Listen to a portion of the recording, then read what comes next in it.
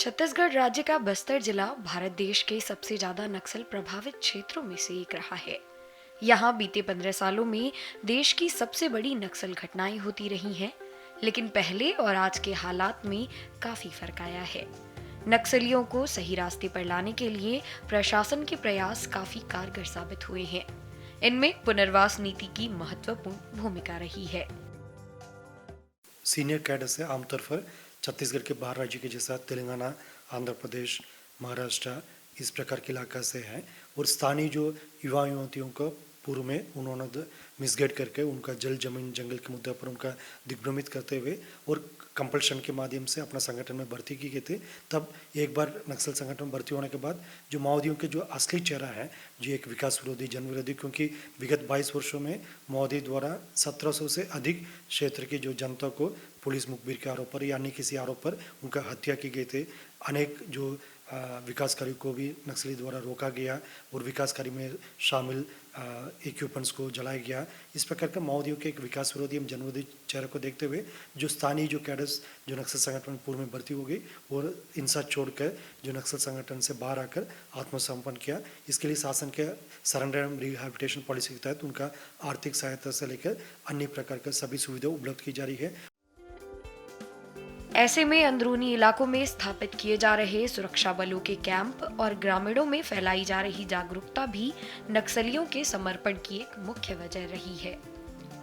इसका असर यह है कि बस्तर संभाग के 7 जिलों में औसतन हर साल 400 नक्सली अपनी गतिविधियां छोड़कर आत्मसमर्पण कर मुख्यधारा में वापस लौटे हैं।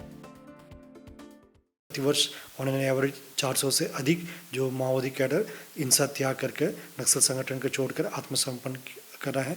इसका जिला दंतेवाड़ा में लोन वार 2 का एक विशेष अभियान इसके काम के लिए संचालित की गई और सभी जिला में जो शासन के जो सरेंडर एवं रिहैबिलिटेशन पॉलिसी को अंदर तक पहुंचाने के लिए प्रचार प्रसार भी की गई, तो उसका परिणाम काफ़ी अच्छा रहा। अनेक जो स्थानीय युवा युवती जो नक्सल संगठन को छोड़कर अभी विकास कार्य की राह पर भी समाज की मुख्य धारा में जोड़कर काम कर रहा है और जैसा कई लोग जैसा पुलिस विभाग में भी शामिल होकर जो नक्सल विरोधी अभियान में भी उत्कृष्ट कार्य कर रहा है। इस टाइप का जो माओवादी संगठन का ताकत धीरे धीरे कम होता जा रहा है। हमें पूरा विश्वास है आने वाला बहुत जल्दी जो अन्य जो कैडर्स है वो भी हिंसा छोड़कर जो माओवादी के जो असली चेहरे को समझने के पश्चात जो समाज की मुख्य धारा में जोड़कर क्षेत्र की शांति एवं सुरक्षा के लिए और विकास के लिए अपना योगदान देगा। नक्सलियों के साथ लगातार 10 वर्ष तक अपने जन विरोधी गतिविधियों में शामिल रही ललिता ने जब नक्सलवाद की हकीकत जानी तो उसने दंतेवाड़ा पुलिस के सामने आत्मसमर्पण कर दिया। मैं नक्सल संगठन में 10 साल काम की सर। इस दौरान आप कहाँ रहीं और क्या क्या काम आपने किया?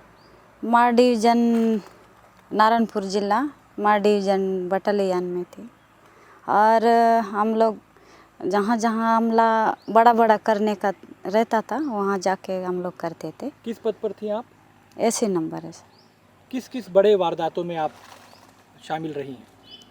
बटू में एम्बुश 2010 के हो गया और उर्पल मिट्टा वाला में शामिल थी। हम लोग का गांव बहुत नक्सल एरिया बहुत अंदर है, नक्सल क्षेत्र में रहते हैं, तो वहाँ हम लोग एक घर में 3 बच्चे थे हम लोग।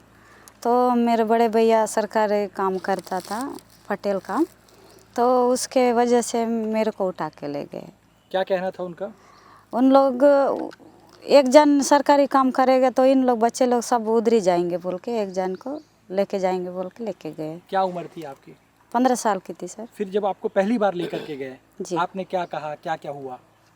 सर मैं छोटी थी, दिमाग मतलब भूल गई, क्या नाचने के लिए ले जाएंगे बोल के लेके गए और 2005 में लेके गए और 9 को वापस कर दिए थे और 2 महीना घर में रुकी थी।